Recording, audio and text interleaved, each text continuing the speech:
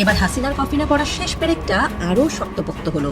আনুষ্ঠানিক অভিযোগ গঠনের মধ্য দিয়ে শুরু হলো ক্ষমতাচ্যুত প্রধানমন্ত্রী ফ্যাসিস্ট শেখ হাসিনার বিচার। এবার আর শেখ হাসিনার ফাঁসির আদেশ ঠেকানোর সাধ্য কারণে এই ব্যাটল অফ বাংলাদেশ নামক প্রামাণ্যচিত্রে এই 18 সেকেন্ডের ভিডিও নিয়ে বিবিসি নিজেও যে খুব একটা কনভিন্স নয় সেটা তারা প্রতিবেদনেই বলে দিয়েছে। এবার সেই চমক দিলেন সাবেক পুলিশ মহাপরিদর্শক চৌধুরী আব্দুল আল মামুন। কাঠগড়ায় দাঁড়িয়ে শেখ হাসিনার মামলায় হত্যাযজ্ঞের দায় স্বীকার করে রাজসাক্ষী হওয়ার কথা জানান তিনি। এমন পরিস্থিতিতেই নির্বাচন নিয়ে নতুন ইঙ্গিত দিলেন প্রধান উপদেষ্টা অধ্যাপক ডক্টর মোহাম্মদ ইউনূস। সম্মানিত দর্শক, আসসালামু আলাইকুম। নতুন একটি নিউজে আপনাকে স্বাগতম। প্রিয় দর্শক, আওয়ামী লীগের রাজনীতিতে ফেরার স্বপ্ন ধূলিসাৎ, শেখ হাসিনার বিচার শুরু। বিশ্ব গণমাধ্যমে হাসিনার বিচার নিয়ে ব্যাপক তোলপাড়। শেখ হাসিনাকে ফাঁসির রায় দিতে চাঞ্চল্যকর তথ্য প্রমাণ সংগ্রহ এবং নির্বাচন নিয়ে প্রধান উপদেষ্টা ডক্টর মোহাম্মদ ইউনূসের নতুন ইঙ্গিত দেওয়ার ঘটনা ও প্রেক্ষাপট নিয়ে করা আমাদের আজকের ভিডিওতে অত্যন্ত গুরুত্বপূর্ণ তথ্য শেয়ার করা হয়েছে। দয়া করে ভিডিওটি শুরু থেকে শেষ পর্যন্ত ধৈর্য সহকারে দেখে একটি লাইক দিয়ে সবাইকে বেশি বেশি করে শেয়ার করে দিবেন। সেই সাথে আমাদের ভিডিওটি আপনি বাংলাদেশের কোন জেলায় বসে দেখছেন বা শুনছেন সেটি অবশ্যই কমেন্ট বক্সে কমেন্ট করে জানিয়ে দিতে ভুলবেন না। চলুন আর কথা না বাড়িয়ে ভিডিওটিতে একটি লাইক দিয়ে ধারাবাহিকভাবে আজকের বিস্তারিত খবরগুলো দেখে আসি। আগামী বছরের ফেব্রুয়ারিকে সামনে রেখে ত্রয়োদশ জাতীয় সংসদ নির্বাচনের প্রস্তুতি নিচ্ছে রাজনৈতিক দলগুলো। এরই মধ্যে বিভিন্ন কর্মসূচির মাধ্যমে ভোটের মাঠে নিজেদের অবস্থান জানান দিচ্ছে তারা। এমন পরিস্থিতিতেই নির্বাচন নিয়ে নতুন ইঙ্গিত দিলেন প্রধান উপদেষ্টা অধ্যাপক ডক্টর মোহাম্মদ ইউনূস। গেল বৃহস্পতিবার রাষ্ট্রীয় অতিথি ভবন যমুনায় জাতীয় ঐক্যমত্য কমিশনের সভাপতির সঙ্গে বৈঠক করেন প্রধান উপদেষ্টা। এই সময় ঐক্যমত্য কমিশনকে তিনি জানান, কমিশনের প্রতিবেদনের উপর নির্ভর করছে লন্ডনে দেওয়া যৌথ ঘোষণার বাস্তবায়ন। দলগুলোর সঙ্গে হওয়া সংলাপের সিদ্ধান্ত কতটুকু বাস্তবায়ন হলো, সবাই কতটুকু একমত পোষণ করলো, কি অর্জিত হলো, এসব জানার পর তিনি নির্বাচনের দিনক্ষণ বলবেন। এরই ভিত্তিতে নির্বাচন কমিশন আগামী নির্বাচনের রোডম্যাপ ঘোষণা করবে। এদিকে দ্বিতীয় ধাপে রাজনৈতিক দলগুলোর সঙ্গে 11 দিন সংলাপ হয় কমিশনের, যা রাষ্ট্রীয় টেলিভিশনে সরাসরি দেখানো হয়। বিষয়টি উল্লেখ করে প্রধান উপদেষ্টা জানান, সংলাপ তিনি নিজে দেখেন, শোনেন এবং এর উপর নজর রাখেন। প্রধান উপদেষ্টা বলেন, সাংবিধানিক প্রতিষ্ঠানগুলোতে কিভাবে নিয়োগ হবে তা সংবিধানে যুক্ত করা নিশ্চিত করতে হবে। এছাড়া মহিলা আসনের সরাসরি নির্বাচন কিভাবে হবে তাও নির্দিষ্ট করতে হবে।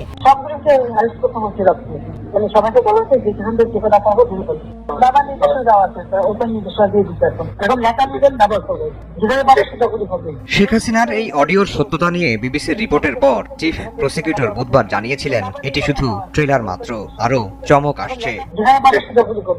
বৃহস্পতিবার সেই চমক দিলেন সাবেক পুলিশ মহাপরিদর্শক চৌধুরী আব্দুল আল মামুন। কাঠগড়ায় দাঁড়িয়ে শেখ হাসিনার মামলায় হত্যাযজ্ঞের দায় স্বীকার করে রাজসাক্ষী হওয়ার কথা জানান তিনি। বিচারকদের উদ্দেশ্যে মামুন বলেন, আমি দোষ স্বীকার করছি, আমি স্বেচ্ছায় সত্য প্রকাশ করব এবং এই মামলার সঙ্গে সম্পর্কিত আমার জানা সবকিছু প্রকাশ করব।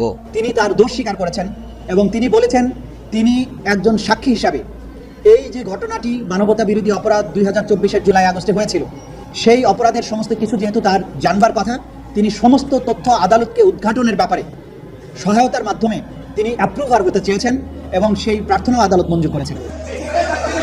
রাজসাক্ষী হওয়ায় তার নিরাপত্তা চেয়ে আবেদন করেন মামুনের আইনজীবী তাজুল ইসলাম। বলছেন, আসামি থেকে সাক্ষী হওয়ায় তাকে জেলে রাখা হবে নাকি জামিন দেওয়া হবে সেটি নির্ধারণ করবেন ট্রাইব্যুনাল। তার বক্তব্যের মাধ্যমে যদি ট্রু এবং ফুল ডিসক্লোজার হয়, তখন এটা আদালতের ডিসক্রিপশন অনুযায়ী আদালত তাকে ক্ষমা করতে পারেন বা অন্য কোনো আদেশ দিতে পারেন। এটা কমপ্লিটলি আদালতের এখতিয়ার। তার নিরাপত্তার সংকট হতে পারে, এই আশঙ্কায় তার পক্ষ থেকে তার আইনজীবী আবেদন জানিয়েছেন তাকে যাতে যথাযথ নিরাপত্তা দেওয়া হয়, সেই নিরাপত্তার ব্যাপারে আদালত যথাযথ আদেশ দেবেন বলে জানিয়েছে।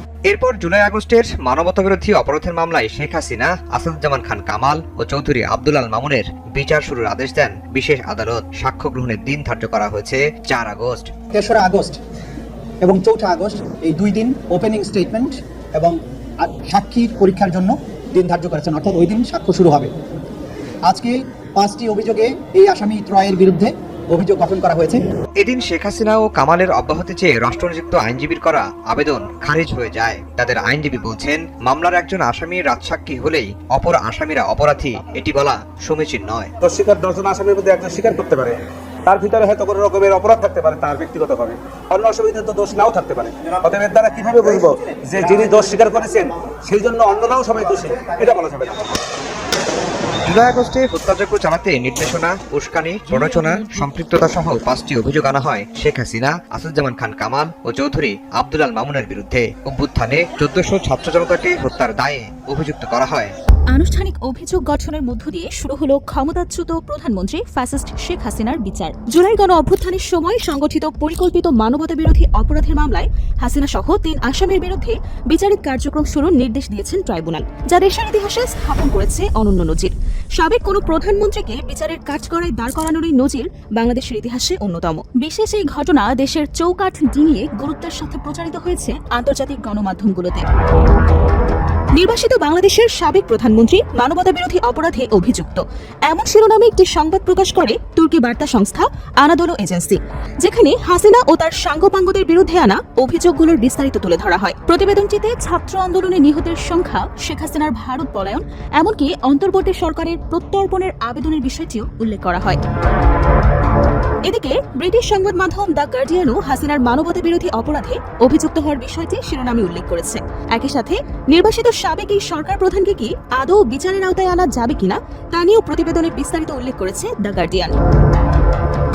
আরেক প্রভাবশালী মার্কিন সংবাদ মাধ্যম দ্য ওয়াশিংটন পোস্টে উঠে এসেছে শেখ হাসিনার বিরুদ্ধে অভিযোগ গঠনের বিষয়টি। বিস্তারিত এক প্রতিবেদনে বিষয়টির আদ্যপান্ত তুলে ধরে গণমাধ্যমটি। শিরোনাম করা হয়, বিক্ষোভকারীদের মৃত্যুর ঘটনায় ক্ষমতাচ্যুত প্রধানমন্ত্রী হাসিনাকে অভিযুক্ত করেছে বাংলাদেশের ট্রাইব্যুনাল। বরাবরের মতোই বাংলাদেশের ছাত্র আন্দোলন এবং হাসিনা পরবর্তী অবস্থা নিয়ে সরব ছিল কাতার ভিত্তিক আন্তর্জাতিক গণমাধ্যম আল জাজিরা। এবার পতিত সরকার প্রধানের বিরুদ্ধে বিচার শুরুর বিষয়টি নিয়েও সংবাদ প্রকাশ করে আল জাজিরা। এতে আনুষ্ঠানিক অভিযোগ গঠন থেকে শুরু করে হাসিনার পালানো এবং বিচারিক কার্যক্রমকে প্রত্যাখ্যানের বিষয়টিও উল্লেখ করা হয়েছে। আলোচিত আরেক মার্কিন বার্তা সংস্থা এপির প্রতিবেদনেও স্থান পেয়েছে বাংলাদেশের সাবেক প্রধানমন্ত্রীর বিচারিক প্রক্রিয়া শুরুর বিষয়টি। ভারতীয় গণমাধ্যমগুলোতেও দেখা গেছে শেখ হাসিনার বিরুদ্ধে অভিযোগ গঠনের বিভিন্ন সংবাদ, যা নিয়ে বেশ তর্ক বিতর্ক চলছে দেশটিতে। বিচারিক কার্যক্রমের পরবর্তী পদক্ষেপ হিসেবে আগামী 4 আগস্ট আসামিদের বিরুদ্ধে সাক্ষ্য গ্রহণের দিন ধার্য করেছে ট্রাইব্যুনাল। শেখ হাসিনা ছাড়াও অপর 2 আসামি হলেন সাবেক স্বরাষ্ট্রমন্ত্রী আসাদুজ্জামান খান কামাল এবং সাবেক পুলিশ মহাপরিদর্শক চৌধুরী আব্দুল আল মামুন। তাদের বিরুদ্ধে মোট 5টি অভিযোগ আনা হয়। গেল 17 জুন পতিত স্বৈরাচার শেখ হাসিনা ও তার দোসর সাবেক স্বরাষ্ট্রমন্ত্রী আসাদুজ্জামান খান কামালের আত্মসমর্পণের নির্দেশ দিয়ে নোটিশ জারি করে আন্তর্জাতিক অপরাধ ট্রাইব্যুনাল। 7 দিনের মধ্যে হাজির না হওয়ায় তাদের অনুপস্থিতিতেই শুরু হলো বিচার কাজ। এবার আর শেখ হাসিনার ফাঁসির আদেশ ঠেকানোর সাধ্য কারণে এই ব্যাটল অফ বাংলাদেশ নামক প্রামাণ্যচিত্রে এই 18 সেকেন্ডের ভিডিও নিয়ে বিবিসি নিজেও যে খুব একটা কনভিন্স নয় সেটা তারা প্রতিবেদনেই বলে দিয়েছে। এই অডিওর আগে পরে শেখ হাসিনা কি বলেছেন তা ইতিমধ্যেই বেরিয়ে গেছে, আপনারা শুনে নিতে পারেন, সামাজিক যোগাযোগ মাধ্যমে আছে। তারা এর আগে দেশের একাধিক থানা লুট করেছে, জ্বালিয়ে দিয়েছে, অস্ত্র লুট করেছে, অন্তঃসত্ত্বা নারী পুলিশকেও তাদের হাত থেকে রক্ষা করা যায়নি। 2024 সালে বাংলাদেশ কারো সঙ্গে যুদ্ধ করছিল না, বরং রাষ্ট্রের ভেতর মব সৃষ্টি করে একটি বৈধ সরকারকে ক্ষমতাচ্যুত করার চেষ্টা চলছিল, যা সেই সরকার থামানোর চেষ্টা করেছে। কিন্তু এত অপকর্মের পর ইউনূসের বিরুদ্ধে বিবিসির কিছু বলার নেই মনে হয়, তাই না? জুলাই সন্ত্রাসের আদ্যপান্ত নিয়ে কাজ শুরু করেছিলাম, তার মধ্যে হঠাৎ বিবিসির এই ধামাকা প্রতিবেদন। বিবিসি মানে অথেন্টিক এবং বিবিসি মানেই হচ্ছে বিশ্বকে কাঁপিয়ে দেওয়া খবরাদি।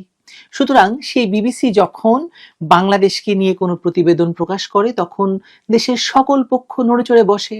9 জুলাই 2025 তারিখে বিবিসির প্রামাণ্যচিত্র ব্যাটল ফর বাংলাদেশও বাংলাদেশকে নাড়িয়ে দিয়েছে। ডক্টর ইউনূস ও তার পক্ষের লোকজনদের জন্য ঈদ উল জুলাই এনে দিয়েছে এই রিপোর্ট। ঈদ উল জুলাই, তারা নতুন জামা কিনেছে, যমুনা সহ প্রধান উপদেষ্টার দপ্তরের কামরায় কামরায় সেমাই কিংবা শ্যাম্পেন কিছু না কিছু তো নিশ্চিত খোলা হয়েছে উদযাপনের জন্য। আর আওয়ামী লীগ সহ শেখ হাসিনা পক্ষের লোকেরা এই রিপোর্টটি নিয়ে খুবই ডিফেন্সিভ হয়ে উঠেছে দেখতে পাচ্ছি।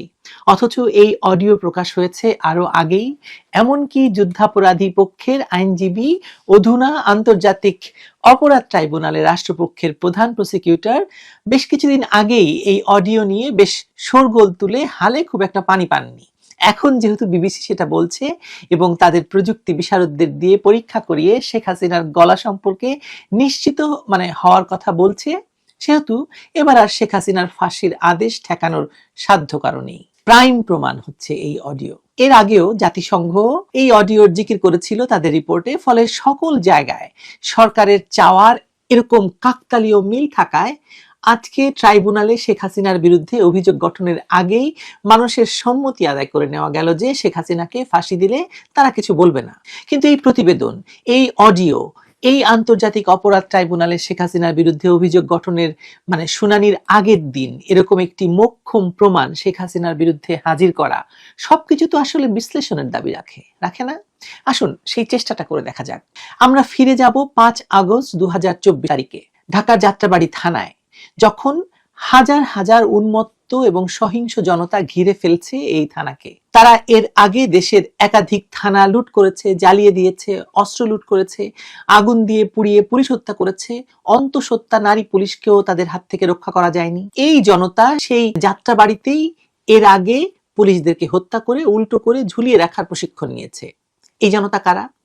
যাত্রাবাড়ি এবং তার আশেপাশের এলাকা থেকে আসা মাদ্রাসার ছাত্ররা, এবং তাদের সঙ্গে যে সাধারণ মানুষের কেউ কেউ ছিল না তা কিন্তু বলছি না, কিন্তু বেশিরভাগই এই মাদ্রাসা শিক্ষায় শিক্ষিত ছাত্র। হতে পারে তাদের ভেতর প্রশিক্ষিত জঙ্গিও আছে। বাংলাদেশে তো জঙ্গি নাই, এ কয়েকদিন ধরে কিন্তু এই কথাটা বারবার শোনা গেছে। আমাদের মালয়েশিয়া যখন জঙ্গি ধরেছে তখন কিন্তু বাংলাদেশ থেকে বারবার বলেছে বাংলাদেশে কোনো জঙ্গি নেই। যাই হোক, তারা যখন থানা ঘিরে ফেলেছিল তখন থানার গেটে আমরা দেখতে পাচ্ছি সেনাবাহিনীর গাড়ি এবং অনেক সেনা সদস্য। কিন্তু হঠাৎই রহস্যময়ভাবে এই সেনাবাহিনীর সাজোয়া যানসহ সেনা সদস্যরা এই থানাটিকে ওভাবে হাজারো উন্মুক্ত জনতার সামনে অরক্ষিত রেখে সেখান থেকে সরে পড়েন। পুলিশ সদস্যদের অনেকেই ছাদের উপর দাঁড়িয়ে আছে, সেই ছবিও আমরা দেখেছি। তারা কোণঠাসা, ক্লান্ত এবং মৃত্যু ভয়ে তারা একজোট হয়ে ওখানে দাঁড়িয়ে আছে। আমরা এখনো জানি না সেদিন যাত্রাবাড়িতে আসলে কতজন পুলিশ সদস্যকে হত্যা করা হয়েছিল এবং তাদের কাছ থেকে লুট করা অস্ত্রের পরিমাণই বা কত। সে অস্ত্র কোথায় আছে? বিবিসি রিপোর্ট থেকে এসব তথ্য আমরা জানতে পারিনি। বিবিসি রিপোর্ট বলছে এই সময় পুলিশ নিরস্ত্র জনতার উপর গুলি চালিয়েছে, যার নির্দেশ শেখ হাসিনা তথা প্রধানমন্ত্রীর কাছ থেকেই এসেছিল। প্রমাণ হিসেবে তারা 18 সেকেন্ডের একটি অডিও সরবরাহ করেছে। এই 18 সেকেন্ডে শেখ হাসিনা বলেছেন যে তিনি আগেই বলে দিয়েছিলেন যে লিথেল উইপন ব্যবহার করার জন্য। এর আগেও তার কোনো কথা নেই, এর পরেও তার কোনো কথা নেই, এই অডিওতে। এখানে থামি একটু, তাহলে আরো কিছু কথা বলে আবার এখানে ফিরবো।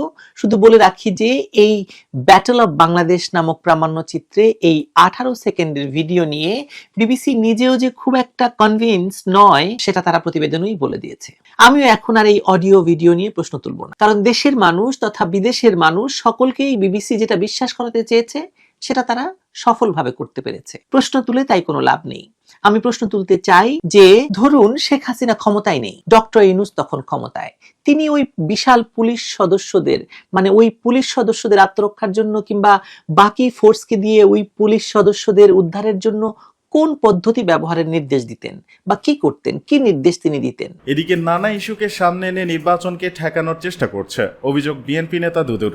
সংস্কার বিচারের নানা ইস্যুকে সামনে এনে একটি মহল নির্বাচন ঠেকানোর চেষ্টা করছে বলে মন্তব্য করেছেন বিএনপির ভাইস চেয়ারম্যান শামসুজ্জামান দুদু। শুক্রবার জাতীয় প্রেস ক্লাবে জাতীয়তাবাদী নবীন দলের উদ্যোগে 2011 সালের 6 জুলাই তৎকালীন বিরোধী দলীয় প্রধান হুইপ জয়নুল আবেদিন সহ বিএনপি দলীয় সংসদ সদস্যদের ওপরে পুলিশি হামলার ঘটনায় জড়িত পুলিশ কর্মকর্তা হারুনুর রশিদ ও বিপ্লব কুমার সরকারের বিচারের দাবিতে এক প্রতিবাদ সভায় তিনি এ মন্তব্য করেন। শামসুজ্জামান দুদু বলেন, কায়দা কৌশল করে সংস্কারের নামে, বিচারের নামে আরো কি সব ফেতনা বিষয় সামনে এনে নির্বাচনটা কিভাবে ঠেকানো যায় সেই বিবেচনা সামনে এনেছে। পাগলও বুঝে কারা আগামী দিন ক্ষমতায় যাবে, কিন্তু কিছু কিছু তথাকথিত বুদ্ধিজীবী, তথাকথিত রাজনীতিবিদ, তথাকথিত বিশ্বাস মহল মনে করে তারা ক্ষমতায় আসবে, বিএনপি এই প্রথম ক্ষমতায় যাবে। এটা কথা না। এর আগেও একাধিকবার বিএনপি জনগণের সমর্থন নিয়ে ভোটে জিতে ক্ষমতায় গেছে। তিনি বলেন, স্বৈরতন্ত্র যেন আর বাংলাদেশে ফিরে আসতে না পারে, তার একমাত্র পথ গণতন্ত্র প্রতিষ্ঠা করা।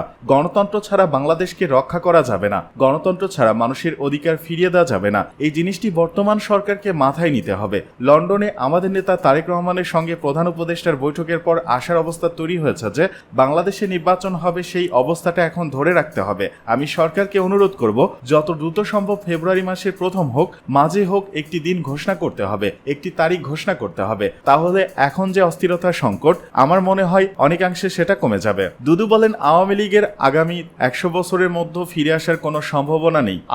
আওয়ামী লীগকে হত্যা করেছে, খুন করেছে, সেই হত্যাকারী হচ্ছেন শেখ হাসিনা। বিএনপি চেয়ারপারসন উপদেষ্টা সৈয়দ মজেম হোসেন আলাল বলেন, দেশের বৃহত্তর স্বার্থে সংসদীয় পদ্ধতির উত্তরণ ঘটিয়েছিল বিএনপি। আমরা শান্তির পক্ষে, আমরা গণতন্ত্রের পক্ষে, আমরা বহুদলীয় মতকে সম্মান জানানোর পক্ষে। আর আওয়ামী লীগ হচ্ছে ঠিক তার উল্টো, সংসদকে অপবিত্র করার পক্ষে, বিরোধী দলকে নির্বংশ করার পক্ষে এবং ক্ষমতায় টিকিয়ে রাখার জন্য গণহত্যা সহ যা খুশি তা চালিয়ে যাওয়ার পক্ষে। তিনি বলেন, দয়া করে একটু সংযত হন, গণতন্ত্রের স্বার্থে, সংসদীয় মতামতকে গ্রাহ্য করার স্বার্থে এবং জাতীয় একটা নতুন রাজনৈতিক বন্দোবস্তের দিকে আমরা যখন যাচ্ছি, সেটাকে দয়া করে কেউ বাধাগ্রস্ত করবেন না।